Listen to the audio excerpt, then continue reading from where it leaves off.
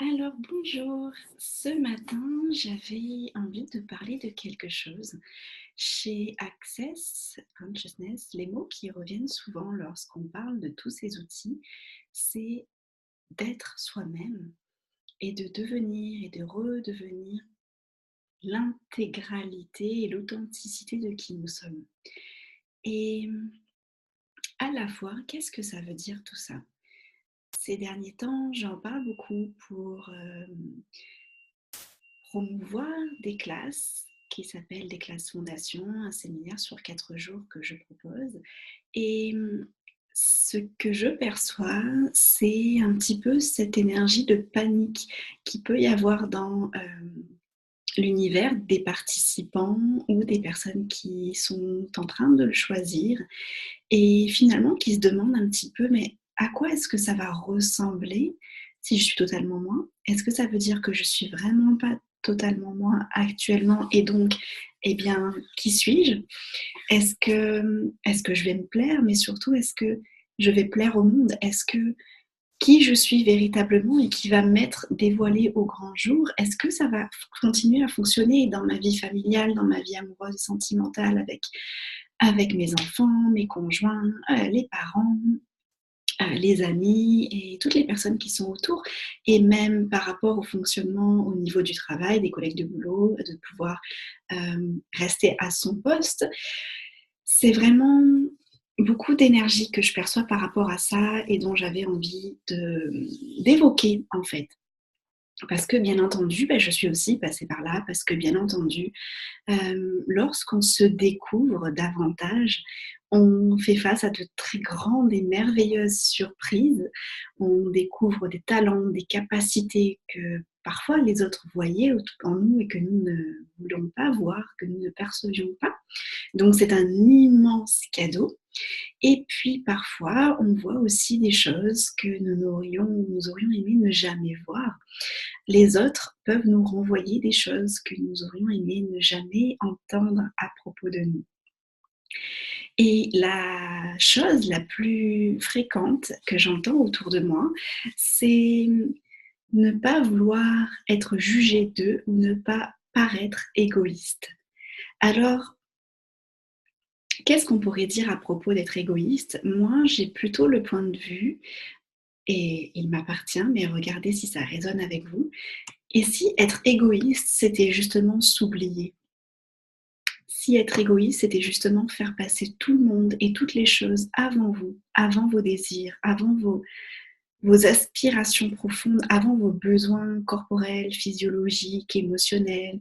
Si être égoïste, c'était ne penser à soi qu'après avoir pensé aux autres.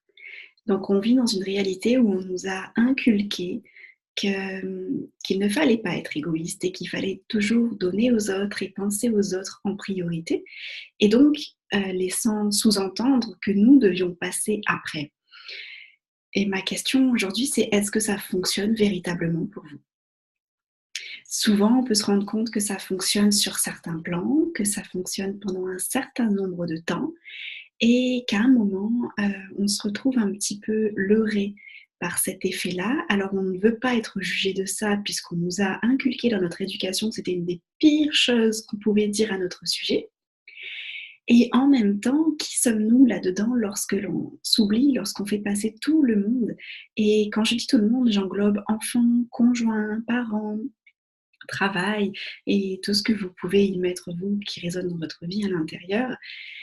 On nous a tellement appris que c'était logique qu'on refuse ce jugement-là et c'était une plus grande façon en fait de se perdre soi-même.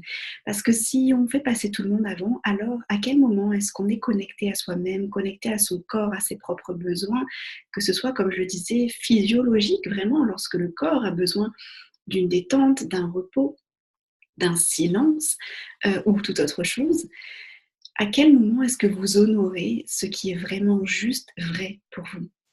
Et si donc mon invitation, c'est et si justement le fait est de regarder en priorité ce qui fonctionne pour vous, pour votre corps, pour votre vie, pour votre futur, pour vos aspirations profondes, pour le futur, pour la vie que vous avez véritablement envie de créer, si c'était une invitation d'une part aux autres, autour de vous, à se choisir aussi eux en priorité, à regarder en priorité pour eux ce qui fonctionne pour eux, ce qui les rendrait plus heureux, ce qui leur apporterait beaucoup plus de joie, de fun, de bonheur et d'aisance et de facilité et de paix.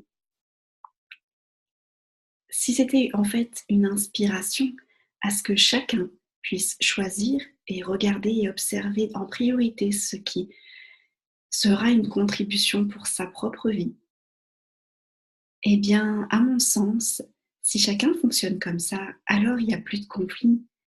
Alors ça va donner des modes de vie plus atypiques. Des personnes qui vont travailler certainement en indépendant de façon plus atypique ou qui vont demander un aménagement d'horaire de façon plus atypique. Ça va donner des foyers qui fonctionnent de façon plus atypique, des couples, des enfants qui fonctionnent de façon beaucoup plus atypique. Et alors, et si ça rend les gens plus heureux, si ça nous rend beaucoup plus libres, beaucoup plus paisibles, est-ce qu'il y aurait vraiment autant de désastres partout dans le monde? Est-ce qu'il y aurait autant de dépression? Est-ce qu'il y aurait autant de personnes souffrantes, malheureuses, malades, si chacun pouvait s'écouter et choisir pour soi? Et en fait, quand on parle de choisir pour soi, lorsqu'on parle d'être totalement soi, c'est jamais contre l'autre. Donc on nous a aussi silencieusement inculqué que si on se choisissait, si on choisissait pour soi, alors nous étions égoïstes parce que nous allions faire du mal à d'autres personnes. Et si c'était le plus gros des mensonges qui nous gardait justement tout le temps contrôlés et contrôlables et qui était là, insigneusement transmis pour nous garder dans cet élément-là où nous sommes contrôlés par les émotions, par les éléments, par la culpabilité, les regrets et toutes ces formes d'émotions-là qu'on nomme d'ailleurs chez Access des implants distracteurs qui ne nous permettent pas de créer véritablement notre vie. Donc l'idée, c'est que nous sommes venus en ce monde pour créer une vie. Nous sommes simplement parce que nous sommes des êtres, nous sommes des créateurs. Et à quel point est-ce qu'on peut oublier son pouvoir créateur?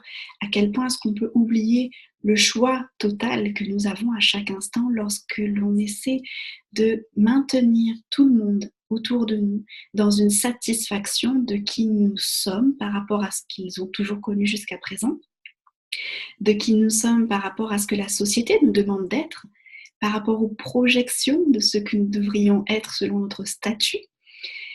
Et si on balayait tout ça en fait, si tout ça c'était juste des points de vue qui n'avaient absolument rien à voir à propos de nous, et si on pouvait s'autoriser l'espace de quelques jours à choisir autre chose et regarder dans votre univers quelle expansion, quelle joie est-ce que ça peut amener, est-ce que ça peut créer, est-ce que généralement ça donne un flux vertigineux. Waouh, je pourrais choisir ça pour moi et jamais contre quelqu'un d'autre. Et si je le choisis pour moi, alors j'autorise conjoint et conjointe à choisir aussi ce qui va fonctionner pour eux. Et je sais que ce sera jamais à mon encontre, ce sera jamais pour me blesser, ce sera toujours pour être en adéquation avec l'être que cette personne est. Imaginez si on apprend à nos enfants à être totalement eux-mêmes, même si ça ne convient pas aux schémas, aux projections et aux attentes qu'on pourrait avoir sur eux en tant que parents, même si ça peut éveiller des peurs en nous. Est-ce que notre rôle ne serait pas effectivement de leur montrer un chemin où, lorsqu'ils sont eux-mêmes, c'est lorsqu'ils sont totalement joyeux, expansifs, dans leur plein pouvoir, en plein empowerment, en pleine capacité, lorsqu'ils ont confiance et conscience en leurs talents, en leurs possibilités? Est-ce que notre rôle, c'est pas davantage de les accompagner à percevoir et à conserver cette magie, cette foi qu'ils ont en eux, au lieu de l'éteindre, comme certainement nous l'avons pu le vivre dans notre éducation, et comme cette société, en fait, nous invite à le faire avec des choix très limités, très limitants, petits, euh, assez enfermants. Et alors, qu'est-ce qu'on peut créer en fait comme étant notre vie, comme étant la vie de toutes les personnes que l'on aime et que l'on chérit vraiment profondément?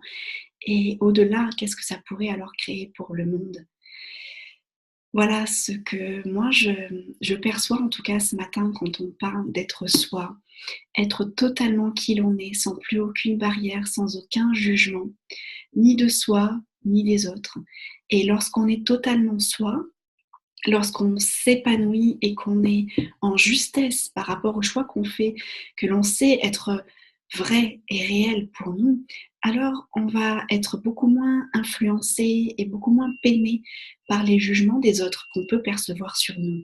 Et en ne les prenant pas comme étant vrais et réels, solides et difficiles et culpabilisants pour nous, alors on peut simplement les laisser filer. C'est comme les balayer de la main tranquillement, comme une danse, où on va percevoir ça, mais ce jugement ne va pas avoir d'accroche. Et donc la personne en face a totalement le libre choix, lorsqu'elle est prête, à regarder les choses d'une façon différente, de changer de choix, de changer de jugement, de changer de possibilité, et elle aussi de se dire waouh, en fait, moi aussi j'aimerais avoir cette liberté d'être, moi aussi j'aimerais avoir cette liberté d'action que je ne me suis jamais autorisée, que je juge autour des autres parce que eux le font et que moi je ne suis pas capable de m'offrir ça, et alors ça me gêne. Et donc vous devenez une inspiration à ce que ces personnes-là ouvrent la porte à des choix différents et à un futur différent pour elles. Et, et donc, ben moi, ça me rejoint aussi au livre du Dr. Len Heer qui s'appelle Being You, Changing the World, donc Sois toi et change le monde, où plus on va, si vous ne le connaissez pas, je vous invite à le lire ou à le relire, évidemment, il est chargé d'outils phénoménaux pour se découvrir davantage. Et,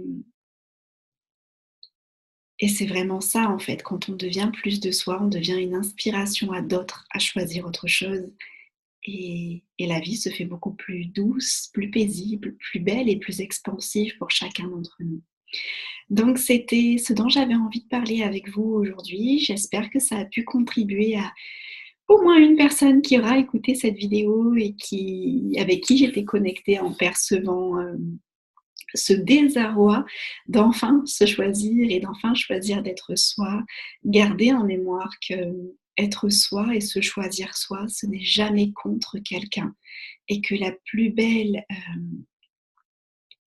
chose, le plus beau cadeau que vous pourriez vous offrir à vous, c'est d'entendre les chuchotements de votre corps et de votre être qui vous invitent à choisir des choses qui vous honorent. Et alors, quand vous vous honorez, vous pouvez totalement honorer tout de la vie et tout autour de vous. Je vous souhaite une très belle journée et à très bientôt.